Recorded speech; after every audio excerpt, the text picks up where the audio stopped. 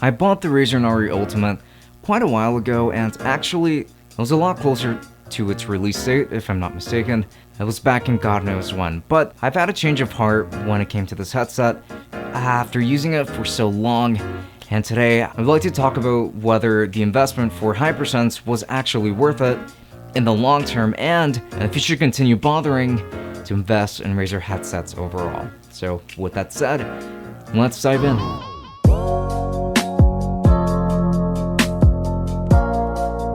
And this video is sponsored by The Stick Company, the folks who make some of the most creative and intuitive phone stands I have ever come across. It connects magnetically to whatever device you use it with, and the magnet itself is incredibly strong.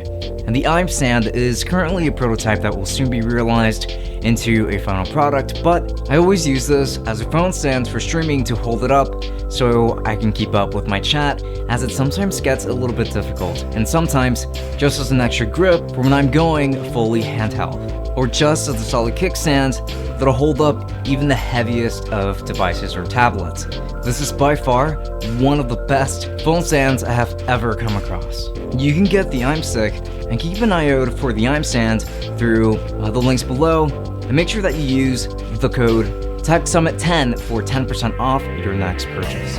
You will not regret it. The exterior design is still one of the best they've ever implemented for any of their headsets, if I'm completely honest. They went from the disgustingly cheap plastic of the Man-O-Wars to the solid, still plastic, but durable materials of the Nari Ultimate. And it's built well, it's a massive headset, and it's got the two metal bands on top for extra support.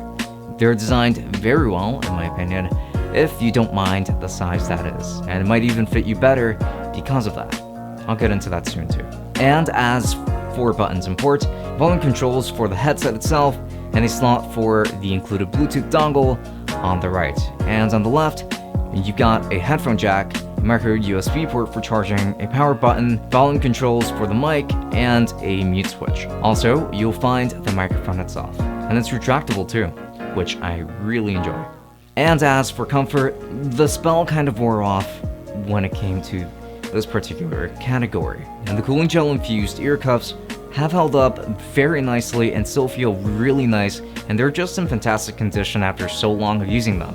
The headset might just be a little bit too big, and it hangs a little bit too much in spite of my quarantined hairstyle adding a ton of extra volume to it.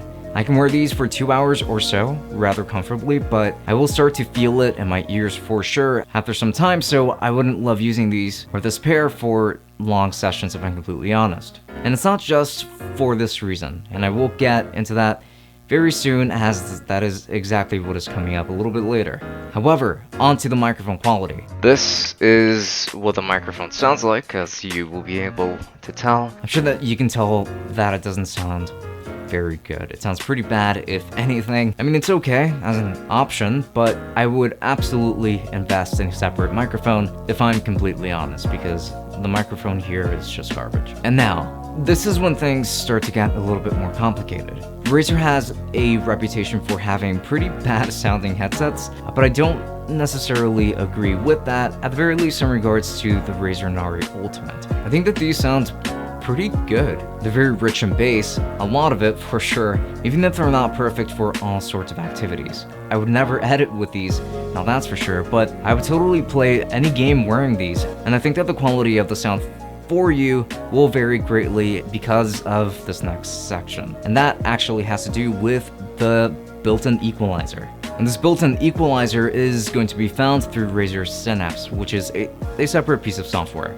If you already own any other piece of Razer hardware then you already know what that is. And you've actually got a lot of manual adjustments that you can make, and even a bunch of presets if you are into that. I didn't need to fiddle around too much with these until I was finally happy with the settings. So hey, I think you might actually find a good balance for yourself if you give them a go. Now, Hypersense is the real reason why we're here. It's also going to have its own slider for you to adjust how strong you want the haptic feedback to actually be during all sorts of activities. And I keep this setting pretty high on my own end, at least And I end up doing so for pretty much every game I'm playing, because I want to feel those thumps and that sick feedback that you just don't get from any other headset out there. At the very least, I don't think so.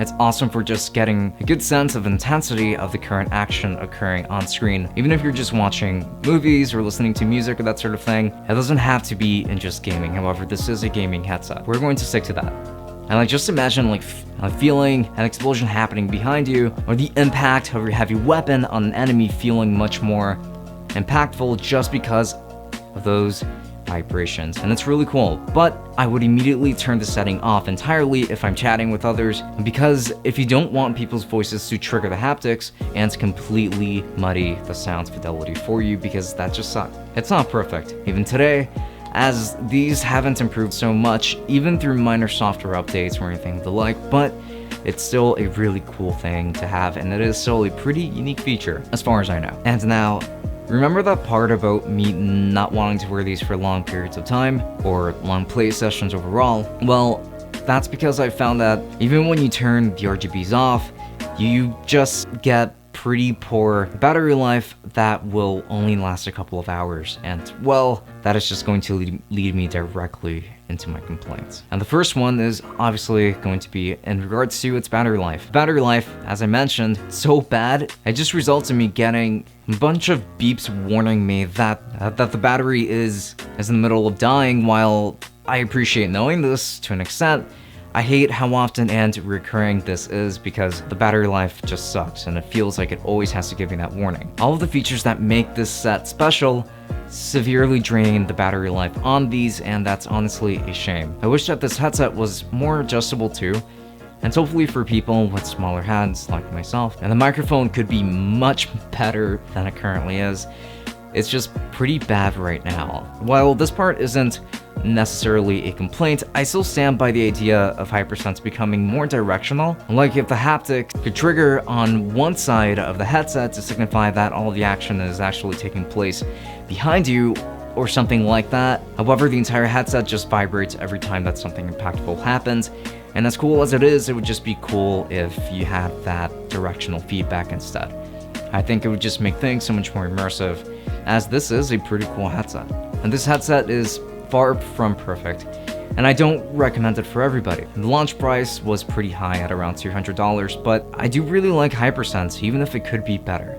And the sound quality is good, and they're comfortable enough, I think so at least, but it's not the ideal experience for everybody.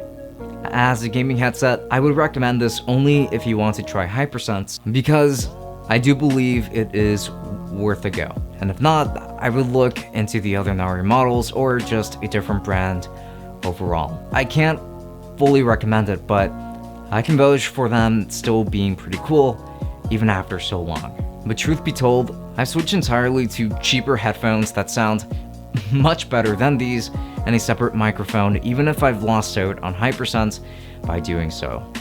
And I don't regret it, but still, try them out. You might feel differently after all. And if you're interested in purchasing this headset, then I will be making sure to leave affiliate links from Amazon down in the description. So if you end up using any of my links to make a purchase, then I do get a small commission that does help me run things just a little bit more smoothly around here. Or if you were looking at other purchase alternatives for maybe other types of headsets, then I will be making sure to leave a direct link to Luster, which is also affiliated. So again, if you use any of these links, I get a small commission. It helps me out quite a bit. I would appreciate that if you were to use those. And if you like me enough, and then do make sure to follow me on Twitch, where I like to stream every Friday and Saturday from 10 p.m. to 12 a.m. Eastern Time. And I like to stream Final Fantasy XIV or other MMOs of the like while I play some smooth jazz, and I play around with some sound effects and voices. So with that said, if that is something that interests you, then do make sure to check me out. Links to everything below. And also, do not forget to follow me on both Twitter and Instagram if you would like to stay up to date with any of the Tech Summit endeavors. So with that said, this has been Francisco from Tech Summit. Thank you for watching, and I will be seeing you all later. Enjoy.